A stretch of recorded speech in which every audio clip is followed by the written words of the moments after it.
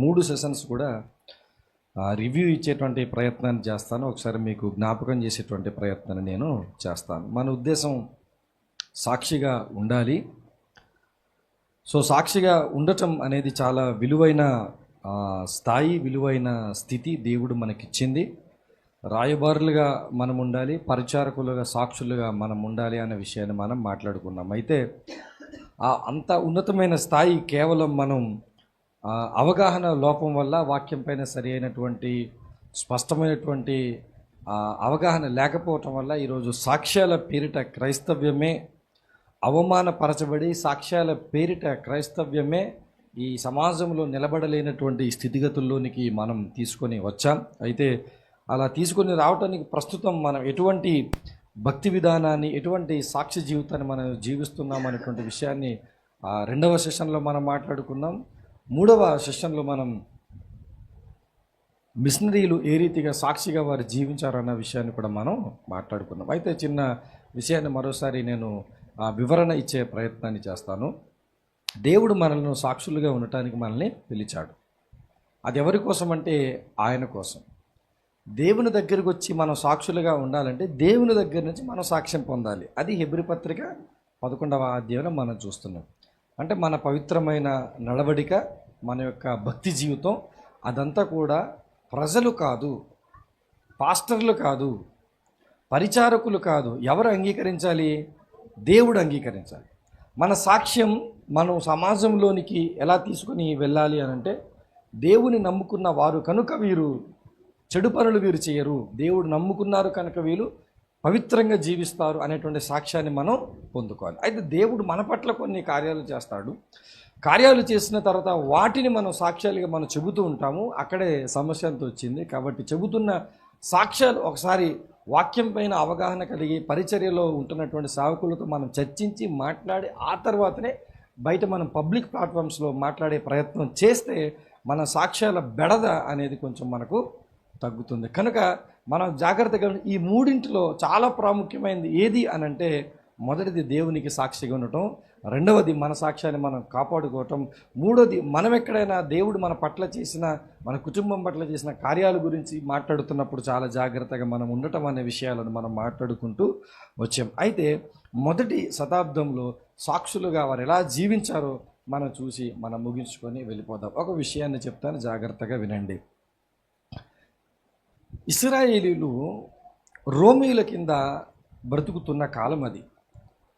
Roman ప్రభుత్వం యొక్క చట్టాలు, రోమన్ ప్రభుత్వం యొక్క పరిపాలన విధానాలు కింద బతుకుతున్నప్పుడు రోమీలు వీరికి ఇచ్చినటువంటి ఒక సౌలభ్యం ఏంటంటే, మీరు మీ విశ్వాసాన్ని మీరు పాటించుకోండి, మీ విశ్వాస ప్రకారంగా, మీ ధర్మశాస్త్ర ప్రకారంగా మీరు ఏం చేయాలనుకుంటున్నారు అది చేయండి, బట్ పరిపాలన విషయంలో మీరు జోక్యం చేసుకోకండి. అందుకే వాళ్ళు భయపడతారు. కొన్ని సందర్భాల్లో గుంపులుగా కూడినప్పుడు రోమియోలు వస్తారు, వాళ్ళకి ఏం సమాధానం చెప్పాలి మనం, వాళ్ళు ఒకవేళ మొత్తం మంది ఆక్యుపై చేసేసుకుంటారు మనం చేసే అల్లరిని బట్టి అని చెప్పి కొన్ని కాంటెక్స్ట్ వాళ్ళు భయపడతారు. అంటే రోమియోలు అవకాశం వాళ్ళకి ఇచ్చి పరిపాలన వారు చేసుకుంటూ వెళ్ళిపోతున్నారు.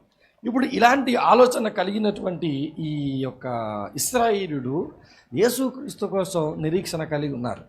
యేసుక్రీస్తు ప్రభుల వారు వస్తే ఈ రోమన్ ప్రభుత్వంలో నుంచి మనకు విడుదలనిచ్చి మరలా మనకు ఏదైతే ఇప్పుడు స్వతంత్ర దేశంగా ఇజ్రాయెల్ దేశం ఉందో అలాంటి పరిస్థితులు యేసుప్రభు వచ్చేనాటిగా వస్తాయి. మరలా ఆయా ప్రాంతాల్లో ఉన్న యూదులందరూ కూడా ఐక్యపరచబడి మనమందరం మరలా మన స్వతంత్ర రాజుని, మన యొక్క చట్టాలను, మన యొక్క పరిస్థితులను బట్టి మన పరిపాలన కొనసాగుతుందన్నటువంటి ఒక ఆలోచనలో ఎవరున్నారు?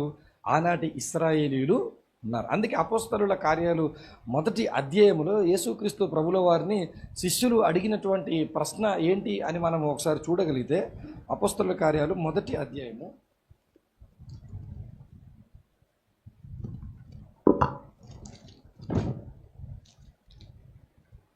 6వ వచనము.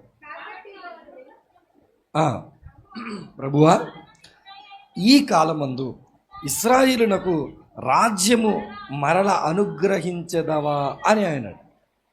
అంటే కాంటెక్స్ట్ ఆలోచిస్తే మత్తయి సువార్త 28వ అధ్యాయంలో ఆయన అన్నమాట ఏంటి? సర్వాధికారము నాకు దేని మీద ఉంది? భూలోకం మీద ఉంది, పరలోకం మీద కూడా ఉంది. సో మనసును పెట్టుకున్నటువంటి వీళ్ళు ఈయన వెళ్ళిపోతున్నాడు కాబట్టి సో ఫైనల్గా మనసులో ఉన్న మాట బయట పెట్టేశారు. ఏమన్నారు? ప్రభువా, అందరు మాట్లాడుకుంటున్నారు, ఈ రోమీల దగ్గర నుంచి మమ్మల్ని విడిపించి మరలా స్వతంత్ర ఇజ్రాయెల్ దేశాన్ని నువ్వు ఇస్తావా అని వీళ్ళ యొక్క పర్సెప్షన్లో వీళ్ళు డౌట్ అడిగితే ఆయన అన్నమాట ఏంటో తెలుసా? నా చేతిలో ఏమీ లేదు, మీ చేతిలో కూడా ఏమీ లేదు, ఈ విషయాలు మీరు ఆలోచించకండి అన్నాడు ఆయన. కాలములను సమయములను తండ్రి తన స్వాధీనం అందించుకున్నాడు కాబట్టి మీ పని కాదు వాటిని తెలుసుకోవటం. అంటే ఎవరు రాజు, ఏ రాజ్యం వస్తుంది, ఏ రాజ్యం పరిపాలన చేస్తుంది, అది మీ సమస్య కాదు. నేను ఒక మాట చెప్తాను. కొంతమంది ప్రవచించారు పలానా పార్టీ రాదు, పలానా పార్టీలు వస్తాయని. కొంతమంది పలానా పార్టీ వస్తే చాలా భయానకమైన సంఘటనలు జరిగిపోతాయని కూడా చెప్పారు. అందులో ప్రముఖులు ఉన్నారు, సామాన్యమైనటువంటి సేవకులు ఉన్నారు. సహజంగా ప్రతి విశ్వాసం కూడా రాజకీయాల గురించి ఆలోచించినప్పుడు పలానా పార్టీ రాకూడదు, పలానా పార్టీ రావాలి అన్న ఆలోచనలో మనం ఉంటాం. మళ్ళీ వీళ్ళే అంటారు ఆ దేవుడే అధికారాలు ఇచ్చే, మళ్ళీ వీళ్ళే అంటారు నీకు ఒకవేళ ఎమ్మెల్యే వచ్చాడు అనుకోండి, నేను రాకూడదని మనసులో ప్రార్థన చేస్తారు ఈ పార్టీ ఆయన. ఈయన ఒకవేళ ఈ క్రిస్మస్కి వచ్చాడు అనుకోండి, మీరు రావాలండి, మీకోసం మేము ప్రార్థిస్తున్నామండి అని అంటారు. అర్థమైందా? అందుకే దేవుడు ఒరే నాన్సెన్స్ యూజ్లెస్ ఫెలో, నీ పని అది కాదురా, నీ పని కాని విషయాల్లో నువ్వు ఎందుకు తలకాయ పెడుతున్నావు తీసుకెళ్ళి? రాజు ఎవడైతే ఏంటి, రాని ఎవరైతే ఏంటి, ఏ పార్టీ అయితే ఏంటి, ఏ పార్టీ రాకపోతే నీ పని అది కాదురా, నీకు పని ఇచ్చిన ఆ పనిలో నువ్వు తగలడరా అన్నాడు. ఆ పని ఏంటి? భూ దిగంతముల వరకు మీరు నాకు సాక్షులై ఉండాలి.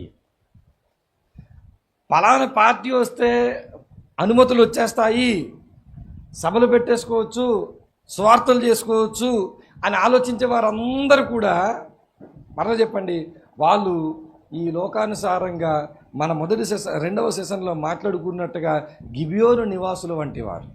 ఈ గిబియోను నివాసులు వీళ్ళు కపటోపాయం చేత ఈ రాయబారులైనటువంటి వారు మారువేషం వేసుకొని అలాంటి రోజుల కోసమే కావాలని కోరుకుంటే, అలాంటి రోజులు రాకపోయినా సరే ఏమన్నాడు దేవుడు ఇక్కడ?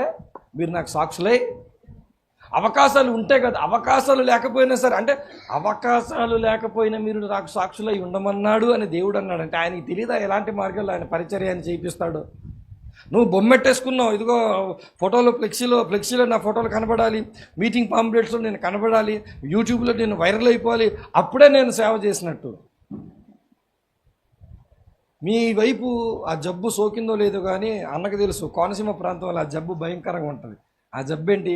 ఒక సేవకుడిని తీసుకొస్తే ఇంకోసారి ఆ సేవకుడిని తీసుకురారు వాళ్ళు. ఒక్కసారి సింగిల్ అటెంప్ట్, మళ్ళీ కొత్తోడు కావాలి. ఈ కొత్తోడు కోసం పాపం ఈ గూగులోడు చాలా కష్టపడుతుంటాడు, యూట్యూబ్ వాడు. కొత్త వ్యక్తులను తీసుకొచ్చి వాడు ఏమైనా అన్నాడంటే వాడిని పాపులర్ చేసి వైరల్ చేయన ప్రతి సేవకుడు కోనసీమకు వచ్చిన తర్వాత అయిపోతాడు అంతర్జాతీయ సేవకుడు.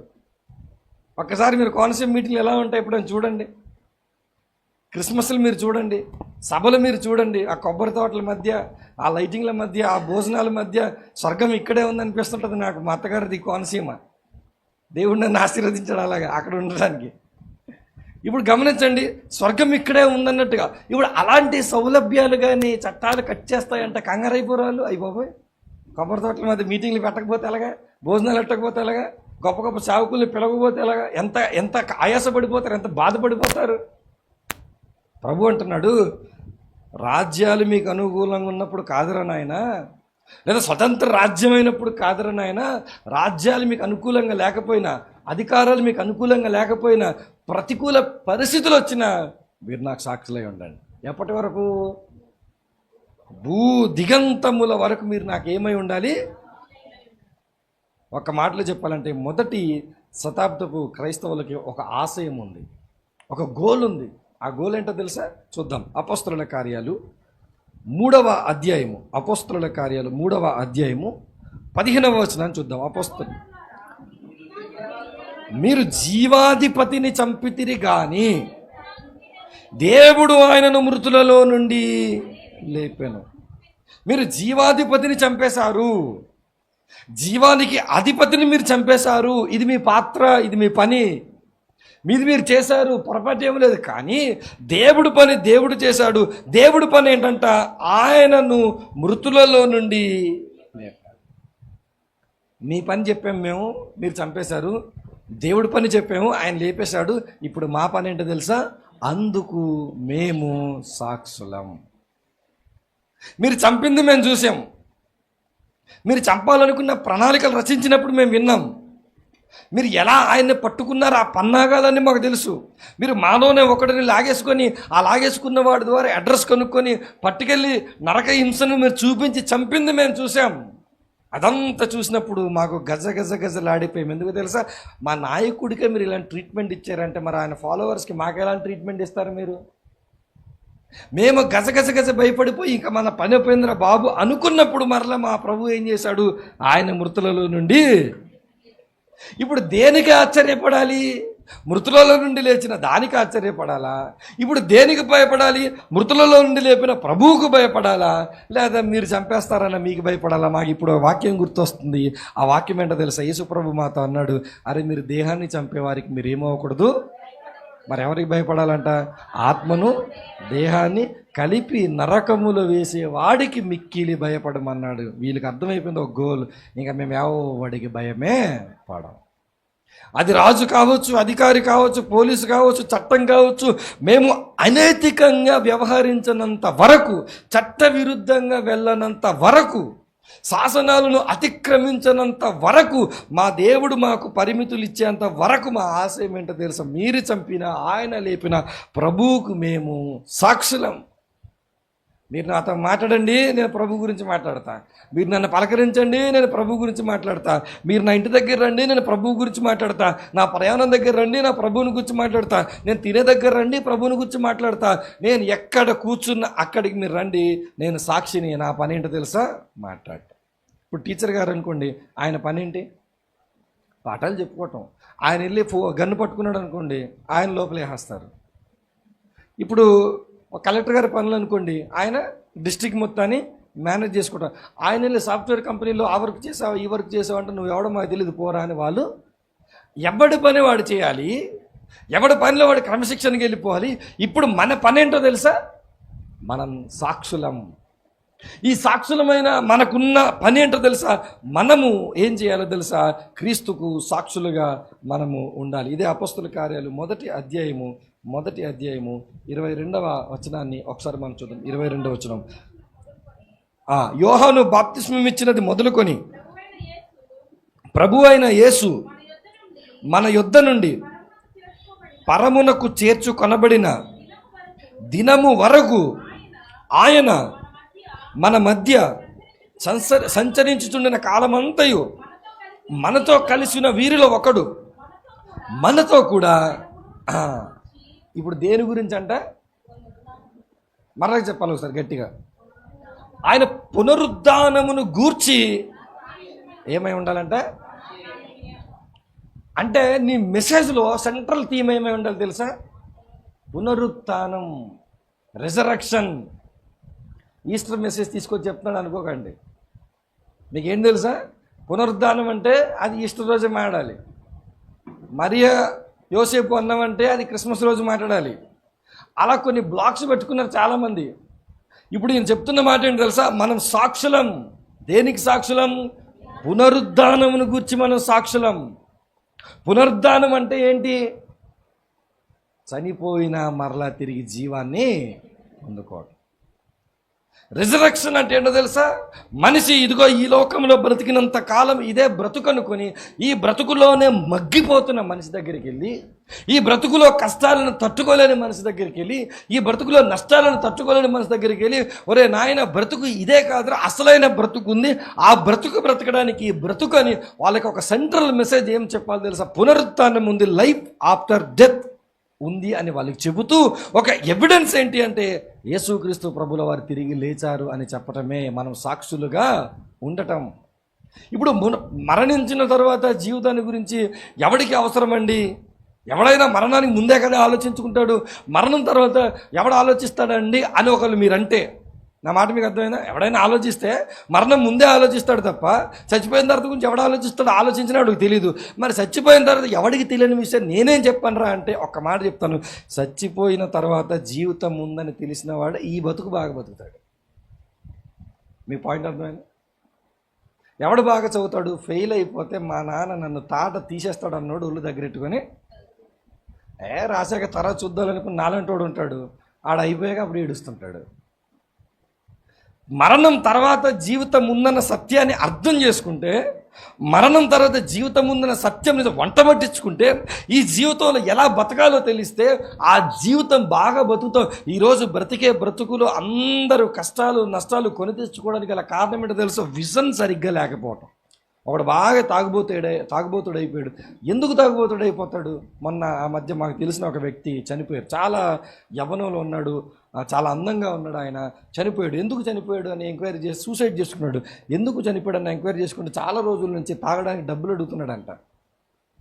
నమ్ముతున్నా, చాలా రోజులు అడుగుతున్నాడంట, ఎవరు ఇవ్వట్లేదంట. ఎవరు ఇవ్వకపోయేసరికి వాళ్ళ అమ్మమ్మ దగ్గరికి వెళ్ళాడంట. అమ్మమ్మ తాగడానికి డబ్బులు అంటే చీ పోరా అందంట. ఇంకా తీవ్ర అవమానం తట్టుకోలేక ఉదయాన్నే లేచి ఊరేసుకుని చచ్చిపోయాడు. ఇప్పుడు గమనించండి, చాలా చిన్న విషయం మనకది. తాగుడుకు అలవాటు దానికి చచ్చిపోవటం ఏంటి? ఒక మనిషి తన జీవితాన్ని అర్ధాంతరంగా భార్య బిడ్డలు ఉన్నా సరే తాగుడుకు లోనయ్యి, ఆ తాగడానికి డబ్బులు లేవని మనిషిని తనను తాను చంపుకునేంత స్థాయికి వెళ్ళిపోయాడు అని అంటే ఒకసారి మీరు ఆలోచించండి, అది ఎంత ప్రమాదము. అలాంటి జీవితాన్ని జీవిస్తున్నటువంటి వారు ఎంతమంది మీ చుట్టుపక్కల లేరు తాగుబోతులుగా? వారు కూడా ఏదో రోజు ధనము లేదని, వారు కూడా ఏదో పరిస్థితుల్లో అనుకున్నది సాధించలేకపోయామని చనిపోయే రోజులు వస్తే ఆ రోజు దేవుడు నిన్ను అడుగుతాడు, అమ్మా సాక్షిగా ఉన్నావా? ఆ వ్యక్తికి సాక్షిగా ఆ వ్యక్తి దగ్గర ఉండటం అంటే అర్థం ఏంటో తెలుసా? వాడి దగ్గరికి వాడు చీకొట్టినా తూకొట్టినా వాడు ఏమన్నా సరే వాడు తాగుడు మానిపించడానికి నువ్వు పరిచర్య చేయాలి, తాగుడు మానిపించడానికి నువ్వు ప్రయాసపడాలి, తాగుడు మానిపించడానికి నువ్వు సాక్షిగా నిలబడాలి. వాడి తాగుడు మార్చడానికి నీ దగ్గర ఏది ఉంటే అది పెట్టుబడిగా పెట్టాలి, నువ్వు కష్టపడాలి. వాడు ఒకరోజు మారాడనుకో, వాడు నిన్ను చూసే చూపుంటుంది చూడు, నీ జీవితంలో ఏది సాధించినా సాధించకపోయినా నాకు చాలీ జీవితం అనుకుంటాం. అలాంటి ఆధిక్యత దేవుడు మనకి ఇచ్చాడు సాక్షిగా ఉండటం అంటే. ఎలాంటి వారి దగ్గరికి వీళ్ళు వచ్చారు, శిష్యులు వచ్చారు, ఎలాంటి వారి దగ్గరికి మిషనరీలు వెళ్ళారు, ఎలాంటి వారి దగ్గరికి సేవకులు వెళ్ళారు, వారి బ్రతుకులను మార్చారు. బ్రతుకులు మార్చిన తర్వాత అకుల ప్రిస్కిల్లా అనేవారు ఎవరి కోసం ప్రాణాలు ఇవ్వడానికి వెనుకడిగేయలేదో తెలుసా? పౌలు గారి కోసం ప్రాణాలు ఇవ్వడానికి వెనుకడిగలేదు. కారణం ఏంటో తెలుసా? ఇదిగో ఈయన మా జీవితానికి ఇంత మేలు చేస్తే, ఈయన ప్రాణం పోగొట్టుకునే సమయం వచ్చినప్పుడు నా ప్రాణమైన నేను అడ్డు పెడతాను. మనం ఎవరికైనా అంత ఇంటెన్సివ్గా ప్రభు యొక్క మరణ పునరుద్ధానాలను పరిచయం చేయడానికి, వాళ్ళ కష్ట నష్టాల్లో మనం పాలిభాగస్తులుగా మారి వాళ్ళ శ్రమల్లోంచి బయటికి తీసుకొచ్చి వారికి ఇదిగో జీవితం ఉంది అనేటువంటి జీవితానికి మనం బోధించగలిగితే, వాళ్ళు మనల్ని చూసే చూపు కానీ దేవుని దగ్గర మనం పొందుకునేటువంటి ధన్యత కానీ అది మామూలు ధన్యత కానే కాదు. మొదటి శతాబ్దపు క్రైస్తవులకు ఉన్నటువంటి ఒక విజన్, ఒక గోల్ ఏంటో తెలుసా? ప్రజలు అమాయకంగా తమ జీవితాన్ని వ్యర్థం చేసుకుంటున్నప్పుడు, ప్రజలు జీవితాలు నష్టపరుచుకుంటున్నప్పుడు, ప్రజలు ఒక దిక్కు దుకాణం లేని జీవితాలు జీవిస్తున్న వరకు ఒక హోప్ ఇవ్వాలి. ఒక హోప్ ఏంటో తెలుసా? మరణించి తిరిగి లేచిన యేసు. అది మేము చూసాం, ప్రత్యక్షంగా మేము చూసాం, దానికి మేము సాక్షులం. ఆ సాక్షిగా నేను చెప్తున్నాను, బాగా బతకరా, చచ్చిపోయిన తర్వాత నువ్వు కూడా నేను పరలోకం కోసం బతకరా. భూమి మీద నువ్వు బాగా బతుకుతావు. పరలోకం గురించి ఆలోచిస్తే నీ భూమి మీద బాగుంటుంది. వాళ్ళు ఒక ఆశయం పెట్టుకున్నారు. ఆ ఆశయానికి సహకారులు కొంతమంది వచ్చారు. ఆ సహకారులు వచ్చి ఏం చేస్తున్నారు తెలుసా? ఇదిగో మనం అనుకున్నటువంటి ఈ పనిని మనం ముందుకు కొనసాగిద్దాం. మరి ఎలా కొనసాగించాలంటే మనకు కొన్ని అవసరాలు ఉన్నాయి, అవసరాలు కొంచెం ధనం కావాలి. మరి ఏం చేద్దాం? ఇదిగో ఆస్తులు అమ్మేసుకుందాం, భూములు అమ్మేసుకుందాం, ఇల్లు అమ్మేసుకుందాం, ఆ డబ్బులన్నీ తెస్తాం. ఆ డబ్బులన్నీ తెచ్చి పంపబడిన వారుగా ఉన్న మీరు, సాక్షులలో మెయిన్ లైన్లో ఉన్న మీరు, మీ పాదాల కింద పెడతాం. వీటిని మీరు చక్కగా మీరు మేనేజ్ చేసి ప్రపంచ దేశాలకు, భూ దిగంతముల వరకు మీరు ఏం పంపించాలి? ఇందాక నుంచి చెప్పుకుంటూ వచ్చానే, మిషనరీలు భారతదేశానికి వచ్చారు. కానీ అంతకంటే ముందు అపోస్తలుడైన తోమా కూడా ఎక్కడికి వచ్చాడు? అపోస్తలుడైనట్టు తోమా భారతదేశానికి రావాలి అంటే ఇజ్రాయెల్ దేశంలో ఉంటున్నటువంటి ఆనాటి మొదటి శతాబ్దపు క్రైస్తవులు ఇల్లులు అమ్ముకొని ఇల్లు లేని వారిగా మారిపోయారు. ఈ గృహాలు లేదా వస్త్రాలు లేకున్న వారిగా మారిపోయారు. కరువులో ఉన్న వారిగా మారిపోయారు. కష్టాల్లో ఉన్నవారిగా మారిపోయారు. వారు మనకు సువార్తను ప్రకటించడానికి వారు సమస్తాన్ని ఏమయ్యారు? కొన్నిసార్లు వారు నివసిస్తున్న ప్రాంతాల నుంచి నెట్టబడ్డారు, గెంటివేయబడ్డారు. అయినా సంతోషంగా వారు వెళ్ళిపోతూ సువార్త ప్రకటించుతూ సంచారము. కారణం ఏంటో తెలుసా? వాళ్ళకున్న ఒక గోల్ ఏంటో తెలుసా? మేము సాక్షులుగా ఉండాలి. అలా సాక్షులుగా ఉండడానికి ఎంత ఖర్చు అవుతుంది? ఎంత ఖర్చు అయినా పర్వాలేదు, మేము ఖర్చు అయిపోతాం. ఎంత శ్రమైనా పర్వాలేదు, ఒకటి జీవితాన్ని మార్చడానికి మా జీవితాన్ని మేము పనంగా మేము పెడతాం. లూకాసు వార్త 9వ అధ్యాయం దగ్గరికి వెళ్దాము ఒకసారి. లూకాసు వార్త 9వ అధ్యాయము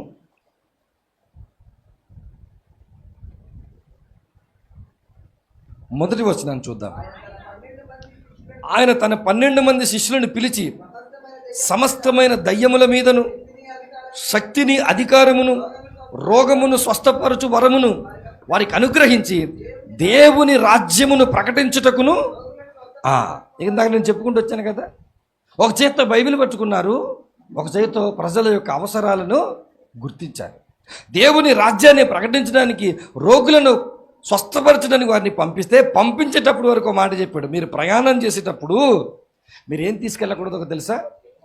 చేతి కర్రనైనను, జాలినైనను, రొట్టెనైనను, వెండినైనను దేన్ని తీసుకెళ్ళొద్దు.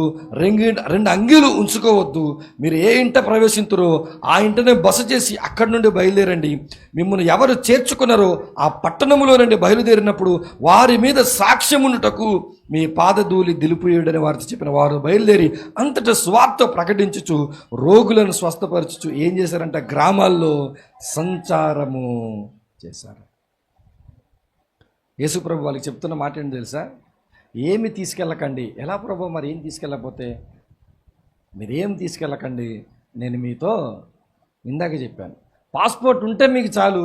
ఒకవేళ నిజంగా దేవుడు మిమ్మల్ని మీ పరిచర్యను ఉపయోగించుకోవాలంటే మీరు ఊహించని స్థలములలోనికి తీసుకెళ్తాడు. మరలా పాస్పోర్ట్ ఉంటే చాలు అంటే అంతర్జాతీయ సేవకుల పేరు కొట్టించుకోవడానికి కాదు.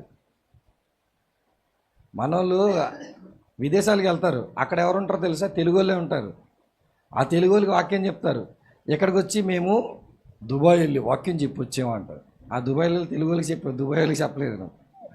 కెన్యా వెళ్ళి వాక్యం చెప్పి వచ్చాడు మా సేవకుడు అంటాడు. కెన్యా వెళ్ళి కెన్యా వాళ్ళకి ఏం చెప్పలేదు, అక్కడ తెలుగు వాళ్ళు ఉంటారు. ఆస్ట్రేలియా వెళ్ళి వాక్యం చెప్పినట్టు అక్కడ ఆస్ట్రేలియా తెలుగు వాళ్ళే ఉంటారు. నువ్వు ఆస్ట్రేలియా వాడికి చెప్పలేదు, దుబాయ్ వాడికి చెప్పలేదు, కెన్యా వాడికి చెప్పలేదు. నోరు తెరిచావంటే నువ్వు మళ్ళీ రావు, అది నీకు తెలుసు. అందుకు నువ్వు తిరిగి వచ్చి ఎన్ని దేశాలు తిరిగిన లిస్టు నువ్వు చెప్పుకుంటావు. నిజంగా అన్ని దేశాలలోనికి వెళ్ళి వారి కష్ట నష్టాలు నువ్వు పాల్గొన్నదైతే కాదు. కానీ ఇక్కడ 1వ శతాబ్దంలో చూడండి, మీరు వెళ్ళండి, మీరు వెళ్ళేటప్పుడు ఏమి తీసుకెళ్ళకండి. కానీ మీకు మాట చెప్తున్నాను, మీరు ఒక ఇంటిని ఎన్నుకోండి, ఆ ఇంటి దగ్గర ఉండండి, ఆ ఇంటి వారు మీకు ఏం పెడితే అది తినండి.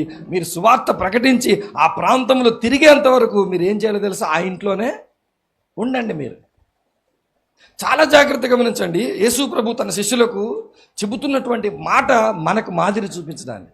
శిష్యులు ఏం చేశారో మనం అదే చేయాలి. శిష్యులు ఏం చేశారంటే ప్రభు ఏది చెప్తే దాని ప్రకారంగా వెళ్ళిపోయారు, ప్రకటించారు. వాళ్ళు ప్రకటిస్తూ రోగాలను స్వస్థపరుస్తూ, ఎవరయ్యా మీరు, ఏంటి మీ కథ అంటే, మేము యేసుక్రీస్తు ప్రభుల వారి యొక్క సాక్షులం. మేము దేనికోసం వచ్చాము తెలుసా? ఇదిగో నీకు ప్రకటించడానికి వచ్చాము. మేము దేనికోసం వచ్చాము తెలుసా? ఇదిగో నీకు సువార్తను అందించడానికి వచ్చాము, నిన్ను సహాయం చేయడానికి వచ్చాము. ఎందుకు తెలుసా? మా ప్రభు మాతో అన్నమాట, మీరు నాకు భూ దిగంతముల వరకు మీరు నాకు సాక్షులే ఉండే. ఎక్కడి వరకు వెళ్తారు మీరు అని అడిగితే వాళ్ళు చెప్తారు, ఇదిగో ఈ భూ దిగంతముల వరకు మేము. వాళ్ళు బతుకున్నంతకాలం ఎంత దూరం వెళ్ళాలనుకున్నారో అంత దూరం, దేవుడు అనుమతించినంత దూరం వాళ్ళు వెళ్ళారు, వాళ్ళు ప్రకటించారు. కానీ ఈరోజు మీరు గమనించండి, ఈరోజు కనీసం ప్రకటించాలి, కనీసం నేను వెళ్ళాలి అన్న ఆలోచన లేని వారు ఇక్కడ చాలామంది ఉన్నారు. ఈ విజయవాడ నుంచి నేను కదలను, ఈ ఆంధ్రప్రదేశ్ నుంచి నేను కదలను అనేవారు చాలామంది ఉన్నారు. కనీసం పోయి వెళ్తారా వెళ్ళరా తర్వాత సంగతి, కానీ కనీసం ప్రభా నువ్వు ద్వారాలు తెరిస్తే ఎలాంటి ప్రాంతంలోనికైనా వెళ్ళి పరిచర్య నేను చేస్తాను ప్రభువా, నా వంతుకు నేను ఏదైనా చేయగలిగేది ఉంటే నేను చేస్తాను ప్రభువా అన్నటువంటి వారు లేరు. ఎందుకో తెలుసా? మనం మాట్లాడుకున్నాం అది 2వ సెషన్లో మనం కష్టపడే తత్వం మనకి లేదు. సాక్షులకు ఉండాల్సినటువంటి మేజర్ క్వాలిటీ ఏంటో తెలుసా? కష్టపడటం. ఇప్పుడు మీరు చెప్పండి, ఇది ఒక ప్రయాణం చేయి కానీ డబ్బులు పట్టుకోకు, బట్టలు పట్టుకోకు, వెళ్ళిపో, ఎవడో ఇంట్లో ఉండు, వాడు అన్నం పెడితే తిను, అక్కడిని సువార్త చేయంటే చేస్తారా మన పాస్టర్లు? మీరు చేస్తారా? మనకి ఎన్ని కంఫర్ట్స్ ఉండాలి, అటు ఇటు టికెట్ ఉండాలి, అక్కడ ఉండడానికి రూమ్ ఉండాలి, పొరపాటున భోజనం బాగాలేకపోతే మరలా వెంటనే వేరే మీల్స్ మనకు రావాలి. కానీ కష్టపడ్డారు. కష్టం విలువ తెలిసిన వారు ఎవరు అని ఆలోచన చేస్తే శిష్యులు మాత్రం. వాళ్ళంత కష్టపడ్డానికి గల కారణాన్ని నేను ఇప్పుడు మీకు చూపిస్తాను, జాగ్రత్తగా చూడండి. వాళ్ళంత కష్టపడ్డానికి గల కారణం ఏంటంటే పేతురు గారు చెప్తున్నారు. పేతురు గారు రాసినటువంటి రెండవ పత్రిక మొదటి అధ్యాయం 12వ వచనము నుంచి ఈ మాటలు చూద్దాం.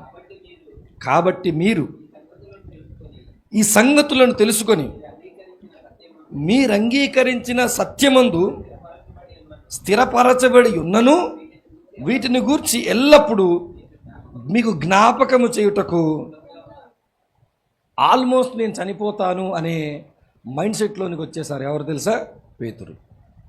పేతురు వచ్చి ఇప్పుడు చెప్తున్న మాట, మీకు ఆల్రెడీ సత్యం తెలుసు, తెలిసిన సత్యమని మీరు స్థిరపరచబడ్డారు.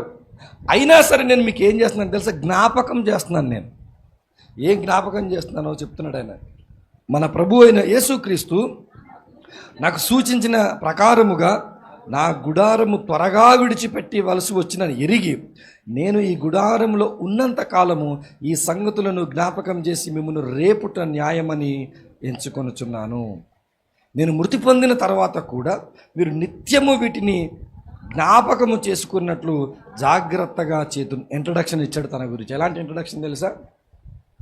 ఇప్పుడు నేను వెళ్ళిపోతాను, నేను త్వరలో చనిపోతాను, నేను చనిపోయినా సరే మీరు గుర్తుపెట్టుకోవాలి, నేను చనిపోయినా సరే వాటిని మీరు గుర్తుపెట్టుకోవడానికి నేను ఏమి చేయాలో అది నేను చేస్తాను అని చెప్పి ఇప్పుడు 16వ వచనంలో మ్యాటర్ చెప్తున్నాడు, మెసేజ్.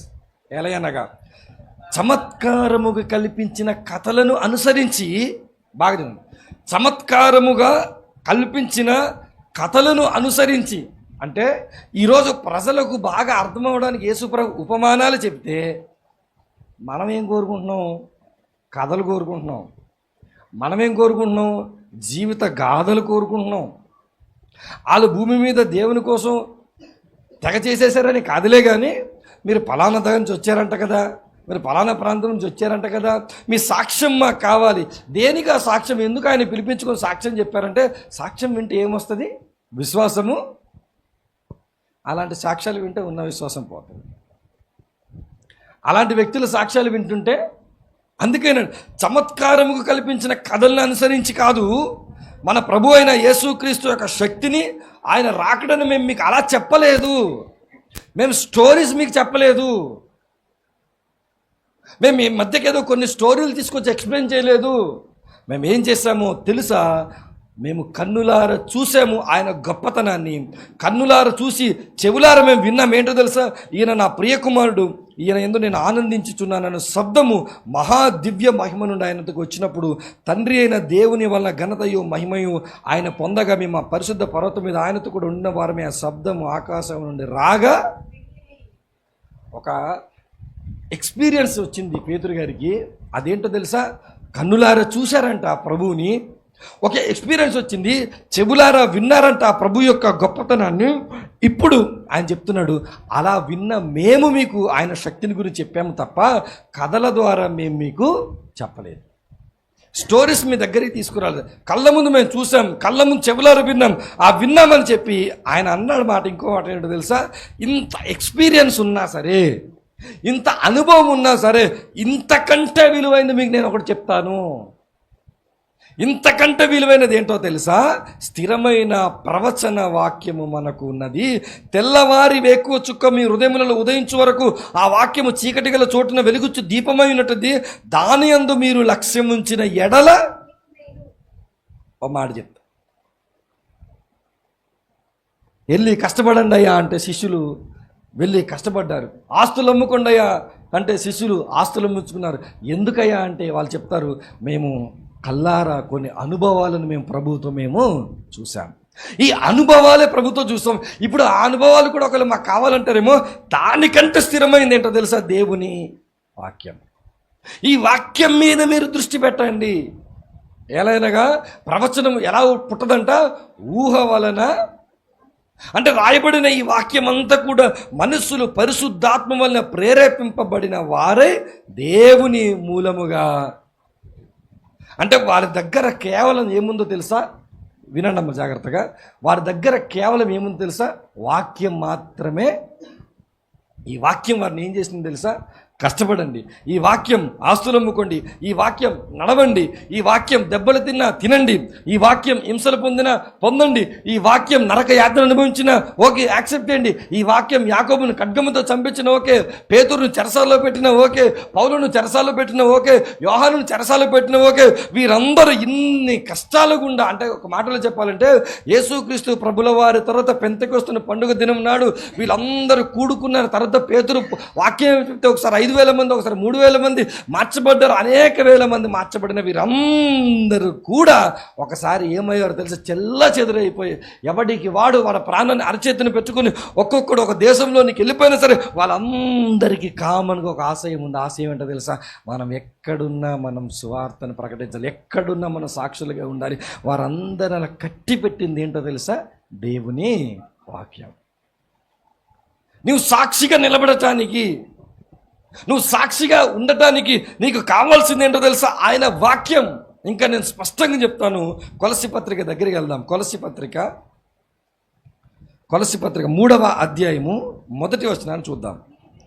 మీరు క్రీస్తుతో కూడా లేపబడిన వారైతే పైనున్న వాటినే వెతకండి, అక్కడ క్రీస్తు దేవుని కుడి పార్శ్వమున కూర్చుండి ఉన్నాడు. పైనున్న వాటి మీదనే కానీ భూ సంబంధమైన వాటి మీద మీరు మనస్సు ఎలానిగా మీరేమయ్యారు? చనిపోయారు. మీ జీవము క్రీస్తుతో కూడా దేవుని యందు.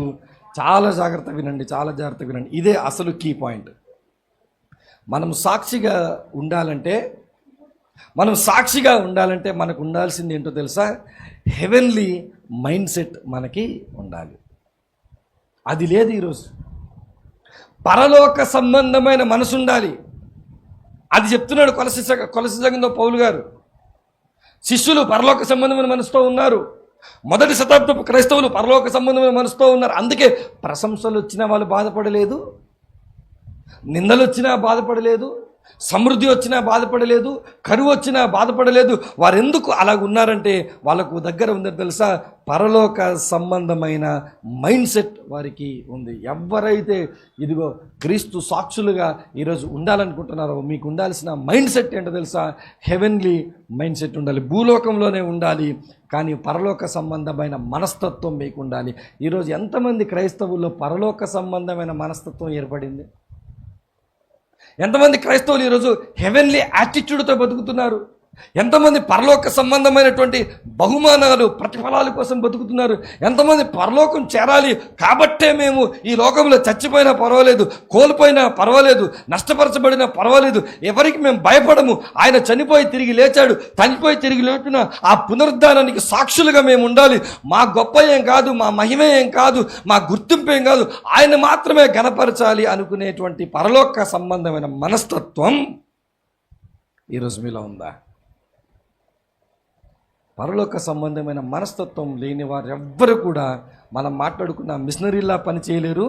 మనం మాట్లాడుకుంటున్న మొదటి శతాబ్దపు తరములాగా ఎవరు కూడా పని చేయలేరు. ఎలా ఉండిపోతారు తెలుసా? మనం మాట్లాడుకున్నామే ప్రస్తుత తరంలో పిల్లకాయల్లాగా ఈ లోక సంబంధమైన విషయాలు చుట్టేవారు తిరుగుతారు. కానీ సాక్షిగా ఉండాలి అని అంటే అది చాలా గొప్ప పని. ఆ గొప్ప పనికి నీవు నేను ఉండాలంటే నీకు నాకు ఉండాల్సింది ఏంటో తెలుసా? పరలోక సంబంధమైన మనస్తత్వం నీకు నాకు ఉండాలి. అదే క్రీస్తు స్వరూపాన్ని ధరించటం అంటే. క్రైస్ట్ లైక్నెస్ అంటే ఏంటో తెలుసా? క్రీస్తు వలె బ్రతకటం అంటే ఏంటో తెలుసా? క్రీస్తు మాదిరికరమైనటువంటి జీవితాన్ని మనం కూడా జీవించడం అంటే ఏంటో తెలుసా? మనం భూలోకంలోనే ఉంటాము, భూలోకంలోనే బతుకుతాము, కానీ మన మైండ్ సెట్ ఎలా ఉంటుంది? పరలోకంలో ఉన్నటువంటి మైండ్ సెట్ మనకు. ఇప్పుడు ఉదాహరణకి మిమ్మల్ని తీసుకెళ్ళి అమెరికాలో పెట్టాను అనుకోండి. అమెరికాలో తీసుకెళ్ళి 1 సంవత్సరం మిమ్మల్ని ఉంచాను అనుకోండి. అమెరికాలో తినడానికి ఏం పెడతారు? రొట్టెలు, గుడ్లు, పాలు, పచ్చి ఉడికినటువంటి కూరగాయలు తింటారు వాళ్ళు. 1 సంవత్సరం తర్వాత నీ కళ్ళ ముందు పాడైపోయిన ఆవకాయ పచ్చడి పెట్టాను అనుకోండి, పాడైపోయింది. అయినా సరే నువ్వేం చేస్తావు? కనీసం ఆవకాయ సంవత్సరం తర్వాత కనబడింది, కొంచెమే రుచి చూస్తావా లేదా? అంటే నేను అమెరికా తీసుకెళ్ళా నీ బుద్ధి ఏమవుదు? మళ్ళీ నువ్వు అక్కడ కూడా. అందుకే కొన్ని దేశాలు మీరు వెళ్తే అక్కడ ఆ దేశాల్లో ఈ వీడియోలు చేసే వాళ్ళు అంటారు, మనోళ్ళు ఎక్కడికి వెళ్ళినా సరే మొత్తం మార్చేస్తారండి వాళ్ళని కూడా. అంటే మన బుద్ధిని అక్కడ చూపించేస్తా. ఇప్పుడు మీరు గమనించండి, మీకు పరలోక సంబంధమైన మనస్తత్వం ఉంటే, మరలా చెప్తున్నాను, మీకు పరలోక సంబంధమైన మనస్తత్వం ఉంటే మీరు చర్చిలో పరిచర్య చేసినా ఒకటే, ఉద్యోగం చేసినా ఒకటే, వ్యాపారం చేసినా ఒకటే, చదువుకున్నా ఒకటే, ఇంటి దగ్గర మీరు గృహిణిగా ఉన్నా ఒకటే. కానీ మీకు సంగతి చెప్పిన మనందరికీ ఏముండాలో తెలుసా? పరలోక సంబంధమైన మైండ్ సెట్ మనకు ఉండాలి. ఏదో సాక్షిగా జీవించడం అంటే పాస్టర్ అయిపోవటం, వాక్యాలు చెప్పటం, సువార్థికులు అయిపోయి వెళ్ళి సువార్త ప్రకటిస్తూ ఉండటం, లేదా సువార్త పేరిట అనేక ప్రాంతాలు తిరుగుతూ ఉండటం అనే భ్రమలో నుంచి బయటికి వచ్చి సాక్షిగా ఉండటము అని అంటే పరలోక సంబంధమైన మైండ్ సెట్. ఆ పరలోక సంబంధమైన మైండ్ సెట్ అంటే ఏంటంటే, యేసుక్రీస్తు ప్రభువుల వారు లోకంలోనికి వచ్చి చనిపోయి తిరిగి లేచినట్టుగానే నేను కూడా చనిపోయి తిరిగి నేను లేస్తాను. అలా చనిపోయి తిరిగి లేచలేపు ఈ ప్రపంచానికి, ఈ భూలోకంలో బ్రతుకుతున్నంత కాలం ఆ క్రీస్తు వలె నేను ఇక్కడ బ్రతికి ఆయన వలె మరణించి ఆయన వల్ల నేను తిరిగి లేస్తే అప్పుడు మనం సాక్షిగా బ్రతకటం అనే ప్రక్రియకు ముగింపు పలికిన వారమై ఉంటాం. మీకు అర్థమైందని అనుకుంటున్నాను నేను. మనము ఈ లోకంలోనే బతుకుతాం. అందుకే చెప్పబడిన మాట, ఆయనకు అధికారం ఎక్కడ ఇవ్వబడింది? ఇక్కడ ఇవ్వబడింది, అక్కడ కూడా. ఆయన కేవలం సాక్షిగా ఉండటం అంటే ఈ భూలోక సంబంధమైన విషయాలన్నీ పక్కన పెట్టండి, అసలు దీని గురించి ఆలోచించకండి, పట్టించుకోకండి అంటే, ఉదాహరణకి ఇలా అంటాను, మీరు రోజు రండి, నేను రోజు వాక్యం చెప్తాను నేను అంటాను. వస్తారా రోజు? సరే పోని వచ్చారు, మీకు అన్నం ఎవడు పెడతాడు? మీ కుటుంబాన్ని ఎవరు పోషిస్తారు? మీ యొక్క కుటుంబంలో భవిష్యత్తుని ఎవరు నిర్మిస్తారు? అంటే మీరు గమనించండి, క్రైస్తవుల యొక్క మనస్తత్వం ఎలా మారిపోయిందంటే, సువార్త ప్రకటించడం అంటే అన్ని పనులు పక్కన పెట్టి ప్రభు గురించి మాట్లాడుతూ వెళ్ళిపోవటం అనుకొని అసలు సంగతి ఏంటో కొన్ని విషయాలు నేను చూపిస్తాను. మనం సాక్షిగా ఉండాలి. ఎక్కడెక్కడ ఉండాలంటే ప్రధానంగా మనము మన కుటుంబానికి మనం సాక్షులుగా ఉండాలి. చూడండి, మార్కు గారు రాసిన సువార్త 1వ అధ్యాయము 40వ వచనాన్ని చూద్దాం. మార్కు సువార్త 1వ అధ్యాయము 40వ వచనాన్ని చూద్దాం. ఒక కుష్ఠరోగి ఆయన యొద్దకు వచ్చి ఆయన ఎదుట మోకాళ్ళుని, నీకిష్టమైతే నన్ను శుద్ధినిగా చేయమని ఆయనతో చెబితే, ఆయన వేడుకుంటే ఆయన కనికరపడి చెయ్యి చాపి వానిని ముట్టి, నాకిష్టమే, నువ్వు శుద్ధుడవ కమ్మని వానితో చెప్పాను. వెంటనే కుష్ఠరోగం వానిని విడిచెను గనుక. అప్పుడు యేసుప్రభు అన్న మాట ఏంటి తెలుసా? ఎవనితోనూ ఏమీయు చెప్పకు. మాట్లాడకరా బాబు, నీకు స్వస్థత కావాలన్నావు, నేను ఇచ్చేశాను. స్వస్థత ఇచ్చేసిన తర్వాత సైలెంట్గా నీ పని నువ్వు చేసుకో, మాట్లాడక. కానీ నీకు పని చెప్తాను, నువ్వు శుద్ధుడవయ్యావని సమాజం అంగీకరించాలంటే నువ్వు ఎవరి దగ్గరికి వెళ్ళి సర్టిఫికేట్ తీసుకోవాలి? యాజకుడి దగ్గరికి వెళ్ళి పరిశీలన చేయించుకొని, నాలో నుంచి కుష్ఠరోగం వెళ్ళిపోయిందని అప్లికేషన్ నువ్వు అప్లై చేసి సర్టిఫికేట్ నువ్వు పొందుకొని అప్పుడు నువ్వు సమాజంలోనికి వెళ్తే సమాజం నేనేం చేస్తుంది? కానీ ఒక విషయం చెప్తాను, ఇదంతా ప్రాసెస్లో దయచేసి నువ్వు ఎవ్వడికి ఏమీ చెప్పకు అన్నాడు ఆయన. వీడు కాముకుంటాడా? వీడు కాముకుంటుంది. కాముకుంటుకుంటే వీడేం చేయడు? 45వ వచనంలో దాని గురించి ఏం చేస్తున్నాడంట? విస్తారముగా ప్రకటించుటకును ఆ సంగతి ప్రచురం చేయుటకు ఆరంభించను గనక ఆయన పట్టణంలో బహిరంగంగా ప్రవేశింపలేక వెలుపల. ఇప్పుడు మీకు విషయం చెప్తాను, యేసు ప్రభువుని ప్రకటిస్తున్న వారందరూ ఏం ప్రకటిస్తున్నారు? మా యేసు ప్రభు స్వస్థత చేస్తాడు, మా యేసు ప్రభు అప్పులు తీరుస్తాడు, మా యేసు ప్రభు పెళ్ళిళ్ళు చేస్తాడు, విడాకులు తీసుకుంటే కూడా దాన్ని సహకరిస్తాడు, మళ్ళీ విధవరాలు పింఛను కూడా మా యేసు ప్రభు ఇస్తాడు, సమాధి కార్యక్రమాలు కూడా చేస్తాడు, ఆ తర్వాత చచ్చిపోయిన తర్వాత కార్యక్రమాలు కూడా మా యేసు ప్రభు చేస్తాడు. వాటినే ప్రొజెక్ట్ చేసాం మనం ఇప్పుడు దాకా. ఎవరైనా యేసు ప్రభు చనిపోయిన వాడికి జీవితం ఇస్తాడు, చనిపోయిన వాడిని తర్వాత జీవితం పొందుకోవాలంటే ఈ జీవితానికి ఎలా బ్రతకాలో దానికి కావాల్సిన ఆజ్ఞలు, విధులు, శాసనాలు, పద్ధతులు చెప్పాడు, దాని ప్రకారం బ్రతకాలి. ఇది యేసు ప్రభు అని ప్రజెంట్ చేస్తే ఎవడు రాడు. ఎందుకంటే ప్రభువే అన్నాడు, ఇరుకైన దారిది, ఈ ఇరుకైన దారిలోనికి అందరూ రారు. కానీ ఇరుకైన దారిని మనం వెడల్పు చేసేసి ఈ వెడల్పులో అందరికీ, వారికి, వీరికి మనం ప్రకటించేసి మేము ప్రకటించేస్తున్నాము అని చెప్పి ఒక విషయం చెప్పనా, దేన్ని మర్చిపోతాం తెలుసా? మన ఇంటి వారిని మనము జాగ్రత్తగా గమనించండి. నిజంగా మీకు వాక్యం అర్థమైతే, నిజంగా మీరు సాక్షిగా ఉండాలంటే నీ మొట్టమొదటి ఫీల్డ్ వర్క్ నువ్వు ఎక్కడ చేయాలి తెలుసా? మీ ఇంటి దగ్గరే చేయి, మీ బంధువుల దగ్గరే చేయి. మీ బంధువుల దగ్గరికి వెళ్ళి నువ్వేం చెప్పాలి? మీటింగ్లు పెడితే ఉండరు, ఎందుకంటే నువ్వేంటో వాళ్ళకి బాగా తెలుసు. వాళ్ళకి ఎలా చెప్పాలి? నీలో మార్పుని చూపించి, ఆ మార్పు ఎలాంటిదంటే, ఒకప్పుడు బాగా డబ్బు పిచ్చోడురా వీడు, డబ్బును బాగా సంపాదించాలి తలంపున్నాడు, కానీ వీడిలో ఒక మార్పు వచ్చింది. ఎలాంటి మార్పు తెలుసా? డబ్బు సంపాదిస్తున్నాడు కానీ మంచికి ఖర్చు చేస్తున్నాడు. డబ్బు సంపాదించడం మానేమని అనట్లేదు, అది హెవెన్లీ మైండ్ సెట్ కాదు. హెవెన్ పరలోక సంబంధించిన మనస్తత్వం ఏంటంటే, డబ్బులు సంపాదించు కానీ ఆ డబ్బు తీసుకెళ్ళి దేవుని పనికి, అంటే మంచికి నీవు. ఇంతకుముందు వీడు ఇంటికి వస్తే కనీసం మంచినీళ్ళు కూడా ఇవ్వని మనసరాయి వీడిది, కానీ వీడేంటి ఎవడ అవసరంలో ఉన్న ముందు నేనున్నానని పరిగెడుతున్నాడు. ఎలాంటి వీడిలో ఎలా మార్పు వచ్చిందిరా అంటే, నువ్వు చెప్పాలి పరలోక సంబంధమైన మనస్తత్వంతో నేను బతుకుతున్నాను. ఎందుకు తెలుసా? నేను ఇక్కడ ప్రయాసపడితే నాకు ప్రతిఫలం పరలోకంలో ఉంటుందని నా ప్రభు అన్నాడు. కాబట్టి ఇదిగో నేను నా కుటుంబస్తులకు, నా సమీప బంధువులకు నేను ఏమవ్వాలి తెలుసా? సాక్షిగా నేను ఉండాలి. అక్కడికి వెళ్తాం, ఇక్కడికి వెళ్తాం, వారిని మారుద్దాం, వీరిని మారుద్దాం అనే దానికంటే ముందు మన ప్రాముఖ్యత ముందు ఎవరై ఉండాలి తెలుసా? మన కుటుంబమై ఉండాలి. మన కుటుంబం కోసం మనం కన్నీరు కార్చాలి. మన కుటుంబంలో తాగుబోతులు ఉండొచ్చు, మన కుటుంబంలో తిరిగిపోతులు ఉండొచ్చు, మన కుటుంబస్తులు అప్పుల పాలై ఉండొచ్చు, మన కుటుంబస్తులే చాలా విధాలుగా నష్టపోయి ఉండొచ్చు. ఆ నష్టాలలోనికి వెళ్ళిపోయిన వారికి మనం ఒక హోప్ కలిగినటువంటి ఒక మెసేజ్ వారికి చెప్పి వారిని దేవునిలోనికి నడిపిస్తే, ఒకవేళ వారి యొక్క జీవిత కష్టాలన్నీ బయటకు వస్తే వాళ్ళు చెప్తారు, నువ్వు నా రక్త సంబంధివే కానీ అంతకంటే నువ్వు నాకు ఎక్కువ చేసావు మేలు. ఈరోజు నేను అడుగుతున్నాను, మీరు సాక్షులుగా ఉండాలి. ఎవరికి ఉండాలి తెలుసా? మీ ఇంటి వారికి ఉండాలి. ఒకవేళ భార్య అయితే నీ భర్తకి సాక్షిగా ఉండు, నువ్వు భర్తలు అయితే నీ భార్యకి సాక్షిగా ఉండు, తల్లిదండ్రులు అయితే నీ బిడ్డలకి సాక్షిగా ఉండు, బిడ్డలు అయితే మీ తల్లిదండ్రులకు సాక్షిగా ఉండు. సాక్షిగా ఉండటం అంటే అర్థం ఏంటో తెలుసా? ఈ భూమి మీద బతుకుతాను కానీ పరలోక సంబంధమైన మైండ్ సెట్ బతుకుతాను. ఈ భూమి మీద నేను తీసుకున్న ప్రతి నిర్ణయాన్ని కూడా దేవునితో సంబంధం ఉండే నిర్ణయాలు తీసుకుంటాను.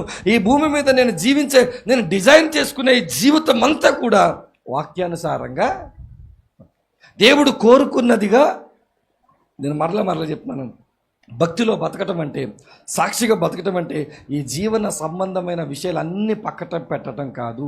ఈ జీవన సంబంధమైన విషయాలన్నిటినీ మనం కలగలుపుకుంటూ ఆ జీవన సంబంధమైన విషయాల పైన మన యొక్క సాక్షి అనేటువంటి ఈ యొక్క ప్రభావము దానిపైన మనం చూపించాలి. ఇంకో ఇలా చెప్పాను నేను, ఒకప్పుడు ఫ్యామిలీ అంటే ఇష్టం లేదేమో, ఒకప్పుడు కుటుంబం అంటే నీకు నచ్చదేమో, కానీ నువ్వు సాక్షివై ఉండాలి అంటే నీ కుటుంబాన్ని నువ్వేం చేయాలో తెలుసా? నువ్వు ప్రేమించేవాడిగా ఉండాలి, నీ కుటుంబాన్ని నువ్వు కట్టుకునేవాడిగా ఉండాలి, నీ కుటుంబం అంతటిని కూడా పరలోకం తీసుకెళ్లాలన్న ఒక ఆలోచనతో ఉండాలి. ఆ మాటకు వస్తే నేను మీకు చెప్తాను, మీ బంధువులు, తల్లి తరపున బంధువులు, తండ్రి తరపున బంధువులు, లేదా భార్య తరపున బంధువులు, భర్త తరపున బంధువులు, మీరు కూర్చొని లెక్కేసుకుంటే అక్షరాల సరదాగా నేను ఈ మాట అంటాను, ఒక 500 మంది వస్తారు మీకు. ఎందుకంటే మీరు పెళ్ళిళ్ళు చేసినా మరి ఇది చేసినా కార్డు చివ్వాలని కనీసం ఒక 500 మంది వస్తారు. ఆ 500 మందికి నువ్వు ఒక్కడివే 500 మందికి నువ్వు సాక్షిగా ఉంటే నీ జీవితం సరిపోదు. ఆ 500 మందికి ఒక్కసారి నీ జీవిత ప్రభావాన్ని వారు చూపించి, ఆ 500 మంది దగ్గరికి ఒక్కసారి నేను క్రీస్తుని సాక్షిగా ఉన్నాను అనేది మాటలతో కాకుండా చేతలతో 500 మందికి నువ్వు చేయగలిగితే. ఈ రోజుల్లో కుటుంబాలు ఎలా ఉన్నాయి? పక్కనే ఉంటారు, పిన్ని బాబాయ్ చిన్న కానీ మాట్లాడుకోరు. మీరు చాలామంది మీ ఫ్యామిలీలతోనే చాలామందితో మాట్లాడకుండా ఉంటారు కదా, మీరే గొడవలు పడి విడిపోయి ఉంటారు కదా. కానీ క్రీస్తు సాక్షిగా ఉండటం అంటే ఏంటో తెలుసా? ఆ విడిపోయిన వారితో వెళ్ళి మీరు మాట్లాడండి. విడిపోయిన వారితో మీరు వెళ్ళి మాట్లాడి మీరు చెప్పాల్సిన మాట ఏంటో తెలుసా? ఒరే, మొన్నదాకా ఈ భూలోక సంబంధమైన మనసు నాకు ఉందిరా, కానీ అది ఇప్పుడు పరలోక సంబంధమైన మనసు. ఈ పరలోక సంబంధమైన మనసు నన్ను ఏం చేయమండి అంటే యేసు ప్రభులా బతకమంది. ఆ యేసు ప్రభు ఎలా బతుకుతాడంటో, ఒకవేళ యేసు ప్రభుకు పిన్ని చిన్నానంటే గొడవలు పెట్టుకోడు, వాళ్ళతో కలిసి ఉంటాడు. నన్ను కూడా అలా ఉండమన్నాడు. నేను కూడా అందుకే తప్పు నీదైనా సరే నీ దగ్గర వచ్చేసి తలదించేసుకున్నాను రా, నన్ను క్షమించి మన ఇద్దరు కలిసి ఉందామరా అని చెప్పి మీరు చెబితే ఎంతదా అన్నట్టు. ఒకసారి ఒక కాన్ఫరెన్స్ పెట్టాం. ఆ కాన్ఫరెన్స్లో రిలేషన్షిప్స్ గురించి మేము మాట్లాడాం. అంటే వ్యక్తిగత సంబంధాల గురించి మాట్లాడడం. ఆ వ్యక్తిగత సంబంధాల గురించి మాట్లాడడానికి ఒక బ్రదర్ వచ్చారు ఆ కాన్ఫరెన్స్కి. ఆ బ్రదర్ వచ్చిన తర్వాత ఆ కాన్ఫరెన్స్ అంతా అయిపోయిన తర్వాత ఆ బ్రదర్ దగ్గర నుంచి వచ్చిన సమాధానం ఏంటో తెలుసా? వాళ్ళ కుటుంబ సభ్యులే బలవంతంగా ఈయన యొక్క ఇంటి స్థలపు పేపర్లు తీసుకొని ఆస్తిని దోచుకునే ప్రయత్నం చేస్తుంటే ఈయనకి ఇప్పుడు ఏం చేయాలో అర్థం కాలేదంట. అంటే అంత విడిపోవాలా, గొడవ పెట్టుకోవాలి. ఆ టైంలో వచ్చి వాక్యం విన్నాడు. ఆ టైంలో నేను వ్యక్తిగత సంబంధాల గురించి బలంగా చెప్పి మన కుటుంబస్తులతో మనం కలిసి ఉండాలి, వారికి మనం స్వార్థ ప్రకటించాలి, వారిని మనం నిలబెట్టుకోవాలి, వారికి మనం ప్రధానంగా సాక్షులుగా ఉండాలి. ఇదిగో ధనవంతుడు ఒక రోజు ఏడ్చాడు, ఏమని తెలుసా? నాకు 5. మీరు కూడా ఏడుస్తారు ఒకరోజు. ఇప్పుడున్నప్పుడు ఏడుపు రాదు మీకు, అప్పుడు రక్త సంబంధం గుర్తొస్తుంది. కానీ ధనవంతుడు ఏమైనా చేయగలిగాడా? మనం చాలా కఠినులం. ఎంత కఠినం వల్ల అంటే రక్త సంబంధికులను కూడా దూరం చేసుకున్నంత. కానీ చాలా పెద్ద ప్రేమికులం. ఎవడెవడినో మనం ప్రేమించేస్తాం, ఎవడెవడికో సహాయాలు చేసేస్తుంటాం, ఎవడెవడినో రక్షణలో తీసుకురావాలని అంగలార్ చేస్తుంటాం. కానీ మన వారిని మాత్రం మనం ఏమాత్రం కూడా మనం పట్టించు. కానీ ఆ సహోదరుడు ఆ రోజు ఇస్తున్నారు, లేదు ఎలాగైనా సరే నాకు సొంత కుటుంబ వారిని నేను రక్షించుకోవాలి, వారితో పాటు నేను ఉండాలంటే ఈరోజు నేను నష్టపోయినా పర్వాలేదు, కానీ ఒకరోజు వాళ్ళకి అర్థమవుద్ది నేను ఎందుకు ఈ యొక్క త్యాగం నేను చేశాను. అర్థమైన రోజు వాడు ఆటోమేటిక్గా మళ్ళీ నా ఇంటి స్థలం నాకే తిరిగి సాక్షిగా ఉండటం చాలా సవాలుతో కూడింది. ఏంటో తెలుసా, అది మనం చట్టం లేకపోతే అధికారం. ఇప్పుడు మా బాబాయ్కి సువార్త చెప్తానండి వెళ్ళి, మా బాబాయ్ నన్ను స్టేషన్కి అప్పగిస్తాడా? పోనీ అప్పగించేటప్పుడే ఆలోచిస్తాడు కదా, వీడు నా తమ్ముడు కొడుకానో. మా మామయ్య గారికి చెప్పాను అనుకోండి, మా అత్తగారికి చెప్పాను అనుకోండి, ఎక్కడుంది, ఎక్కడ అవకాశం పోయింది? మనిషి ఇక్కడ ఉన్న వాళ్ళు ఒక్కొక్కరు 500 మంది చెప్పినా సరిపోద్ది సువార్త. ఇది వదిలేసి నేను రోడ్డు మీదే చెప్తాను, నా పర్మిషన్ ఉన్నప్పుడు నేను మీటింగ్ పెడతాను అన్నావంటే ఏమొస్తుంది? ఇది చేద్దాం, నువ్వు రోడ్డు మీద చెప్పు, పర్మిషన్ తీసుకొని చెప్పు. కానీ అంతకంటే ప్రాముఖ్యంగా నీ కుటుంబానికి నువ్వు ఎలా ఉండాలి తెలుసా? సాక్షిగా ఉండాలి. అలా ఉండటానికి దేవుడు నిన్ను నియమించాడు. అది మర్చిపోకు. దేవుడు నిన్ను రక్షించింది నీ కుటుంబానికి నువ్వు సాక్షిగా ఉండటానికి, ఆయన సందేశాన్ని నీ కుటుంబానికి అందించడానికి. ఆ సంగతి నువ్వు మర్చిపోకు. మరొక సంగతి చూపిస్తాను నేను, మరొక సంగతిని చూపిస్తాను. కొలసీలకు రాసిన పత్రిక 3వ అధ్యాయము 22వ వచనాన్ని చూద్దాం. కొలసీలకు రాసిన పత్రిక 3వ అధ్యాయం 22. దాసులారా, మనుషులను సంతోషపెట్టు వారైనట్లు కంటికి కనబడవలనని కాక ప్రభువునకు భయపడుచు శుద్ధాంతకరణ గలవారే శరీరమును బట్టి మీ యజమానులైన వారికి అన్ని విషయంలో మీరు ఏమై ఉండాలంట. ఇక్కడ ఎంతమంది ఉద్యోగాలు చేస్తున్నారు అంటే, ఉద్యోగం అంటే ఏదైనా ఒక పని ఎంతమంది చేస్తున్నారు అయితే? ఓకేనా, ఓకే, వెరీ గుడ్. ఏమో 50% పని చేస్తున్నారు కదా. మీకు దేవుడు చెప్పిన పని ఏంటో తెలుసా? మీరు చేసే పని ప్రదేశంలో మీరు ఏమై ఉండాలంటే మీ యజమానులకు. బాస్కి కష్టపడు ఎంత కష్టమో బాస్ లేనివాడు చెప్తే కుదరదు. బాస్ ఉన్నవాడు వాడు పడతాడు బాధ. లేచినప్పటి నుంచి రాత్రి పడుకుంటా వాడు పెట్టే టార్చరు. నాకు బాగలేదు మహాప్రభు అన్న పని అయిపోలా, నా వల్ల కాదురా బాబు అన్న ఈ పని చేసేసి నువ్వు రెస్ట్ తీసుకోండి. అలాంటప్పుడు చాలా చిరాకు వచ్చేస్తుంది మనకి. ఈరోజు నిజంగా నేను చెప్తున్నాను, గవర్నమెంట్ ఆఫీసెస్లో నాకు ఒక ఎక్స్పీరియన్స్ చెప్తాను నేను. మా మిస్సెస్ కన్సీవ్ అయిన తర్వాత మెటర్నిటీ లీవ్ పెట్టాలి. మెటర్నిటీ లీవ్ పెట్టడానికి 2 ఆఫీసెస్ దగ్గరికి వెళ్ళాలి. ఫస్ట్ మండల్ లెవెల్ ఆఫీస్కి వెళ్ళాలి, తర్వాత డిస్టిక్ లెవెల్ ఆఫీస్కి వెళ్ళాలి. మండల్ లెవెల్ ఆఫీస్కి వెళ్ళాను. మండల్ లెవెల్ ఆఫీస్లో పని చేయించుకున్నాడు ఒక ఆయన జాగ్రత్తగా, అంటే పని చేసి పెట్టాడు. పని చేసి పెట్టి మరి నాకు ఎంతో కొంత అన్నాడు. ఆయనకి ఇచ్చేసాను, ఒక 500 ఇచ్చేసాను. 500 అన్నాడు, సరే 1000 రూపాయలు ఇచ్చాను, అయిపోయాను. డిస్టిక్ లెవెల్ ఆఫీస్కి వెళ్ళాను. డిస్టిక్ లెవెల్ ఆఫీస్కి వెళ్తే అక్కడ ఆయన చక్కగా హెల్ప్ చేశాడు, ఏమి బాధ లేకుండా నీట్గా సంతకం తీసుకెళ్ళాడు, సంతకం పెట్టించాడు, ఫైల్ తెచ్చి ఇచ్చేసాడు. ఓకే వాళ్ళు అన్న కొంచెం డబ్బులు తీసుకో అన్నాను. వద్దొద్దని నా దగ్గర అసలు రూపాయి కూడా తీసుకోలేదు. ఇప్పుడు మీరు చెప్పండి, ఇద్దరిలో డబ్బులు కొనని వ్యక్తి ఏ మతానికి చెందినవాడు? తీసుకున్న వ్యక్తి ఏ మతానికి చెందినవాడు? అడిగి మరి తీసుకున్నవాడు క్రిస్టియన్ తెలుసు నాకు. నేను ఇచ్చినా వద్దన్నాడు అన్న. హిందూ చక్కగా బొట్టెట్టుకున్నాడు, చేతికి. నాకు అసలు ప్రాణం అయితే విలవిల్లాడింది నాకు. అంటే చూడండి విలువలు. ఇది చదవలేదంటావా కొలసి మనోడు? చెప్పలేదంటావా కొలసి పత్రిక ఆయనకి? ఉద్యోగాలు చేసేవారికి ఎన్ని వచనాలు ఉన్నాయో తెలుసా? మీరు ఎలా ఉద్యోగం చేయాలి, ఉద్యోగంలో ఎలా ఉండాలి, బైబిల్లో ఎన్ని వచనాలు ఉన్నాయి. ఆదికాండ ప్రకటన గ్రంథం వరకు నెంబర్ 1 ఉద్యోగం అయిపోతారు ఆ వచనాలు మీరు చదువుకుంటే. మీకు అప్పుడప్పుడు మీకు ఇస్తారు కదా, ఏంటది అవార్డులు ఇస్తారు కదా, అవార్డులన్నీ మీకే వస్తాయి అవి కానీ పాటిస్తే. మీరు ఎవరికి పరిచర్య చేస్తున్నారంట? దేవునికి అనుకుని మీరు లోబడండి. ప్రభువు వల్ల స్వాస్థ్యమును ప్రతిఫలముగా పొందుదుమని ఎరుగుదురు కనుక మీరు ఏమి చేసినను అది మనుషుల నిమిత్తము కాక ప్రభువు నిమిత్తమని మనస్ఫూర్తిగా చేయండి. మీరు ప్రభు అయిన క్రీస్తునకు ఏమై ఉన్నారు? ఫోటో వేయించుకుని కింద క్రీస్తు దాసుడు అంటేనే కాదు. నువ్వు ప్యూన్ ఉద్యోగం చేసినా, నువ్వు టీచర్ అయినా, నువ్వు డాక్టర్ అయినా, నువ్వు ఏ ఉద్యోగం అయినా నువ్వు సబార్డినేట్ ఎవరికో తెలుసా? యేసు ప్రభు. అక్కడ విట్నెస్గా ఉండు. ఆ ప్లేస్లో నువ్వు మాత్రమే నిలబడగలవు, ఆ ప్లేస్లో నువ్వు మాత్రమే గాస్పల్ చేయగలవు. నాలాంటి వాడు వచ్చి మీ ఆఫీస్లో కూర్చొని వాక్యం చెప్తుంటే ఆవిడ గేటు కూడా రానివారు లోపలికి. ఎవరు చెప్పగలరు? నువ్వే చెప్పగలవు. ఇంకో మాట చెప్తాను, నువ్వు చెప్పలేవు, నువ్వు చూపించగలవు. నువ్వు చెప్పలేవు, నా ఫ్రెండ్ ఒక ఆయన ఉన్నాడు, మంచి సివిల్ ఇంజనీర్, చాలా కంఫర్టబుల్ లైఫ్ తను చేస్తున్న ప్రాంతంలో తను చేస్తున్న ఉద్యోగం. రీసెంట్గా వాడు హైదరాబాద్ వేరే కంపెనీకి ఇంటర్వ్యూ ఇచ్చి మారిపోతున్నాను అన్నాడు. నేరా ఏమైందిరా, ఇంటికి దగ్గర ఇక్కడే కదా, ఇక్కడే చేసుకోవచ్చు కదా అంటే, ఇక్కడ ఉన్న వాతావరణం అంతా కూడా దీనితో కూడిన లంచాలతో కూడింది. ఈ లంచం నేను తీసుకోకపోతే మొత్తం వ్యవస్థ అంతా ఇబ్బంది పడుతుంది, నేను తీసుకుంటే నేను ఇబ్బంది పడుతున్నాను, కాబట్టి ఒకవేళ నాకు కష్టమైనా సరే నేను హైదరాబాద్ వెళ్ళిపోతాను వేరే చోటికి అని చెప్పి ఒక మాట చెప్తాను.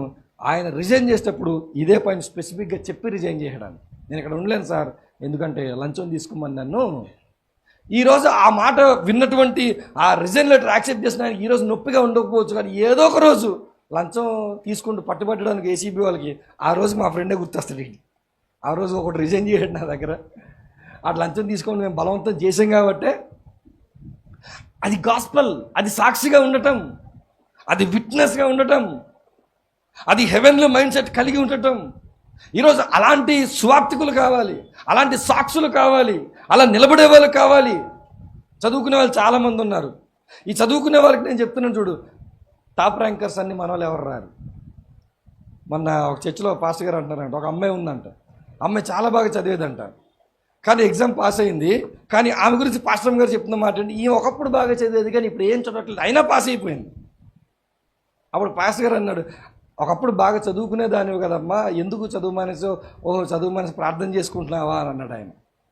ఆయన పంచాయతీ కార్యదర్శి పాస్టర్ గారు అన్నమాట. ఆయన అన్నమాట, ఈ రోజుల్లో క్రైస్తవ బిడ్డలుగా మీరు ఉన్నత స్థానాల్లోనికి మీరు వెళ్ళాలి, మీరు ప్రార్థన ఎంత చేసుకుంటున్నారో అంతకంటే ఎక్కువగా మీ చదువులు చదవాలి, మీరు బైబిల్ ఎంత చదువుకుంటున్నారో అంతకంటే ఎక్కువ పుస్తకాలు చదవాలి.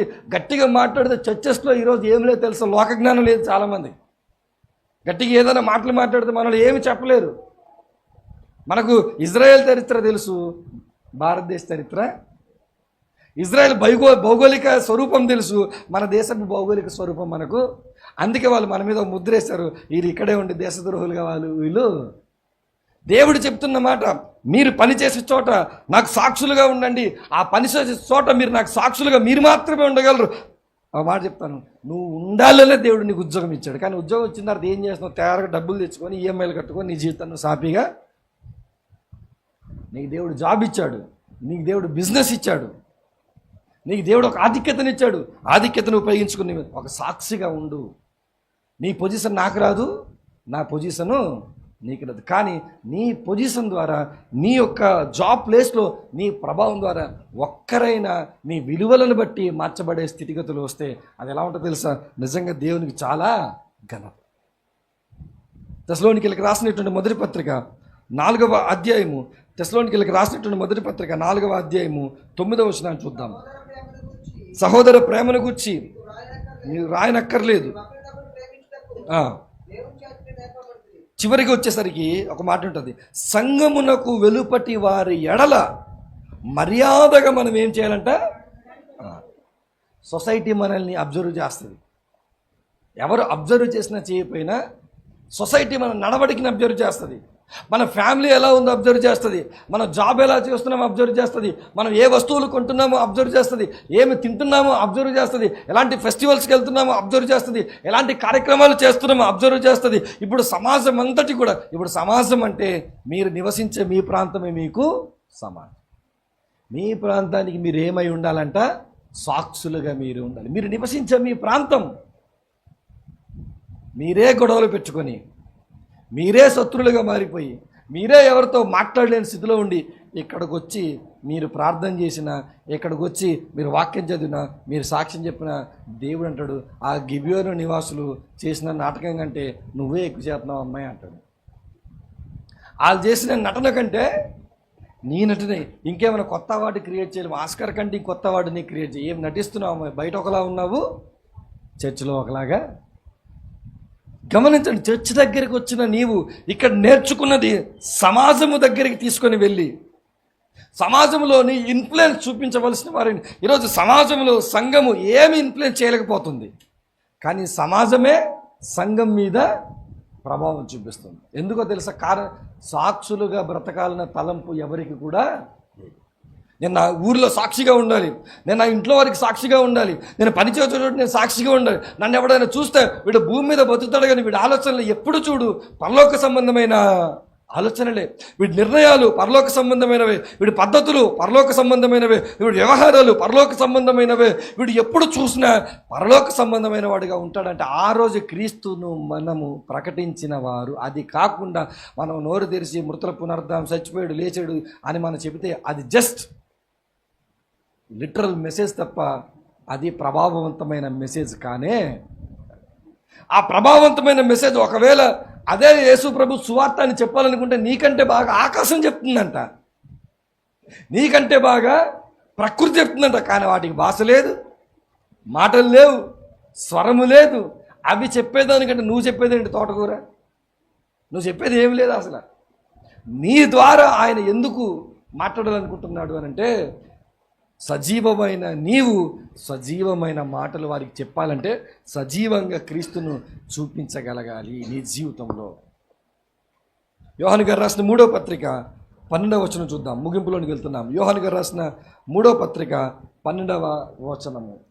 దేమేత్రియు అందరి వల్లను సత్యము వల్లను మంచి సాక్ష్యము పొందినవాడు, మేము కూడా అతనికి సాక్ష్యము ఇచ్చుచున్నాము, మా సాక్ష్యము సత్యమైనదని నీవెరుగుదు. ఫైనల్గా మనము ఎలా ఉండాలో తెలుసా? చర్చ్లో మనము సాక్ష్యాన్ని పొందిన వారుగా మనము ఉండాలి. చర్చ్ అంతా మన గురించి ఏం చెప్పాలి తెలుసా? మీరు నిజమండి కుటుంబానికి సాక్షిగా ఉన్నారు, వీరు నిజమేనండి ఉద్యోగం చేస్తే సాక్షిగా ఉన్నారు, వీరు నిజమేనండి సంఘములో సాక్షిగా ఉన్నారు, వీరు సాక్షిగా ఉన్నారు అని చెప్పి మనకి ఏం చెప్పాలి తెలుసా? మన గురించి మన సంఘము మన గురించి ఏం చెప్పాలంట? సాక్ష్యము చెప్పాలి. మన సంఘం మన గురించి సాక్ష్యం చెబుతుందా? మన సంఘం మన గురించి సాక్ష్యం చెప్తుందా? దేమేత్రి పొందుకున్నాడంట సాక్ష్యం. ఇదిగో దేమేత్రి మంచి సాక్షి అయ్యా నువ్వు. ఈరోజు నేను అడుగుతున్నాను, మీ జడ్సన్ పాల్ మీ చర్చిలో లేదా ఇతర సంఘాల నుంచి ఎవరైనా వచ్చినట్టు మీ పాస్టర్ గారు మీ పేరు పెట్టి నువ్వు మంచి సాక్షి అమ్మా, నీ ఇంట్లో సాక్షిగా ఉన్నావు, ఉద్యోగం చోట సాక్షిగా ఉన్నావు, నీ వీధిలో నువ్వు సాక్షిగా ఉన్నావు, ఆ క్రీస్తును నువ్వు ప్రకటిస్తున్నావమ్మా అని మీరు సాక్ష్యాన్ని పొందుకున్నారా? ఒకవేళ పొందుకోకపోతే ఆ ప్రయత్నం మీరు చేయండి. ఉన్నతమైనటువంటి ఆధిక్యతతో కూడిన సాక్షిగా బతికే అవకాశం మనకి ఇచ్చాడు. సాక్షిగా ఉండటం అంటే ఏంటో మీరు నేను నేర్చుకున్న తర్వాత ఆ ప్రకారంగా మనం ఉండాలి. ఒక మాట చెప్తాను, ప్రార్థన వ్యక్తిగతమైనదే, మనం వ్యక్తిగతంగా ప్రార్థన చేసుకోవచ్చు. వాక్య ధ్యానము వ్యక్తిగతమైంది, మనం వ్యక్తిగతంగా ధ్యానించవచ్చు. కానీ సాక్షిగా ఉండటం అనేది సమాజానికి సంబంధించింది, అది నలుగురికి. కానీ మీరు గమనించండి, ఈరోజు ప్రార్థనా పరులు ఏమండి ప్రార్థనను నాకు ఇంత ప్రార్థన వచ్చు అని మైకిచ్చుకుంటే ప్రార్థన ఆపరు కొంతమంది, వాళ్ళకి వెళ్ళి గోకాలి టైం అయిపోయింది అని చెప్పి. కొంతమంది వాక్యం ఇచ్చుకున్నారు వాళ్ళాపరు నాకు ఇంత వాక్యం తెలుసు అని వాగుతుంటారు, టైం చూడరుగా. వాళ్ళు చెప్తానే ఉంటారు పాపం ఆ కన్వీనర్లు, వాళ్ళ కష్టాలు వాళ్ళ బాధలు, టైం అయిపోయింది ప్రదర్శిస్తున్నారు వాక్యాన్ని, ప్రార్థనని. ఇది ప్రదర్శించేది కాదు, రూము దగ్గర బలపరచుకోవడానికి నిన్ను నువ్వు చేసుకోవాల్సింది ఇది. 4 గోడల మధ్య కూర్చొని ప్రార్థించు, 4 గోడల మధ్య కూర్చొని ఎవ్వరు చూడకపోయిన వాక్యాన్ని ధ్యానించు, నువ్వు నిజమైన సాక్షిగా బయట నువ్వు నిలబడతావు. కానీ రివర్స్ చేసావు, సాక్షి ఏమో లోపల పెట్టి తలిపేసేసి బయటకు వచ్చి నేను ప్రార్థనలు ఇంత చేస్తాను, నేను వాక్యం ఇంత బాగా చెప్తాను, దీన్ని మనం బ్రాడ్కాస్ట్ చేశాం. ఈరోజు దేవుడు అడుగుతున్నాడు, వ్యక్తిగతంగా నువ్వు ఇంటి దగ్గర కూర్చో, ప్రార్థన చేసుకో, వ్యక్తిగతంగా నువ్వు ఇంటి దగ్గర కూర్చో, వాక్యాన్ని చదువుకో. కానీ సమాజం దగ్గరికి రా, కుటుంబం దగ్గరికి రా, ఉద్యోగం దగ్గరికి రా, వ్యాపారం దగ్గరికి రా, సేవ దగ్గరికి రా. ఎక్కడికి వచ్చి నువ్వు చేయాల్సింది ఏంటో తెలుసా? సాక్షిగా జీవించు. యేసు ప్రభు జ్ఞాపకం చేస్తున్నాడు, మీరు నాకు భూ దిగంతముల వరకు మీరు నాకు సాక్షులై ఉండాలి. ఈరోజు నేను అడుగుతున్నాను, నీ కుటుంబానికి నువ్వు సాక్షిగా ఉంటే, నీ ఉద్యోగంలో నువ్వు సాక్షిగా ఉంటే, నీ వీధిలో నువ్వు సాక్షిగా ఉంటే, నువ్వు పాస్పోర్ట్ రెడీ చేసుకుంటే దేవుడు వేరే చోటు కూడా తీసుకెళ్ళి నిన్ను సాక్షిగా నిలబెడతాడు. కానీ సాక్షిగా ఉండటం అనే అంశాన్ని నువ్వు ప్రాధాన్యత లేనిదిగా నువ్వు చూస్తూ నీ జీవితాన్ని ఒకవేళ నువ్వు కొనసాగిస్తే, మరలా నేను చెప్తున్నాను, బహుశా ఇది నీకు నాకు ఆఖరి మాటలు కావచ్చేమో, మరలా ఇదే సత్యం నీవు ప్రకటింపబడకపోవచ్చేమో, మరలా సాక్షిగా ఉండాలని దేవుడు నిన్ను ప్రేరేపించకపోవచ్చేమో. ఈరోజు ప్రేరేపించాడు. విన్న ఈ మాటలు విడిచిపెట్టకుండా మంచి సాక్షిగా మీరు నేను పేరు పొందుకోవాలి. దేవుడు అనాలి మనల్ని చూసి, బల నమ్మకమైన మంచి దాసుడా, భూలోకంలో నువ్వు నా కోసం ఎలా నిలబడ్డావు తెలుసా?